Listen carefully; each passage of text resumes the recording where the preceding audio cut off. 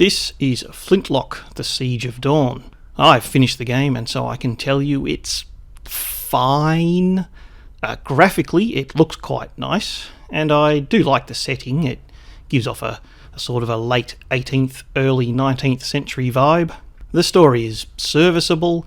You play as Nor Vanek, a sapper in the army of the Coalition, who have spent the past 10 years trying to hold back an incursion of the dead, and in the process of trying to stop them once and for all, you somehow manage to inadvertently release a bunch of gods into the world, and now you have to join forces with one of those gods, Enki, to try to get rid of the others. The map is a pseudo-open world.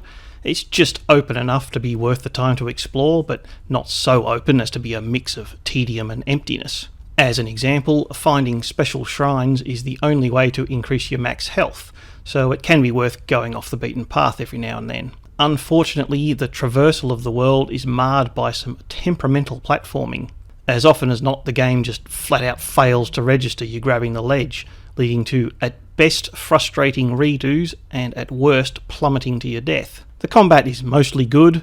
You got your standard mix of attacks, blocks, dodges, parries, all the usual fare you'd expect from a game of this type.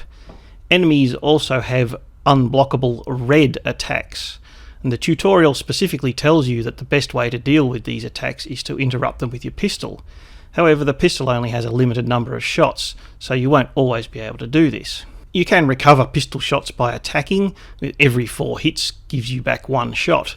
But you'll be lucky to get 2 hits in between enemy attacks, so you'll likely run out of shots before you run out of enemies. Now, this wouldn't normally be a big deal, except that the enemies love to spam their unblockable attacks. In my experience, every second attack, and some enemies it's 2 out of every 3, will be the unblockables. And this can make combat frustrating, as you have to divide your attention between the enemy in the centre of the screen and your pistol meter in the corner of the screen. Overall, however, the game is a pretty tolerable experience. There's certainly the core of a good game here, it just lacks polish. It's a AA game at a AA price, and with the AA jank to match. It's good for around 12 to 18 hours, depending on how thoroughly you want to explore, but ultimately not likely to enthuse you to a second playthrough.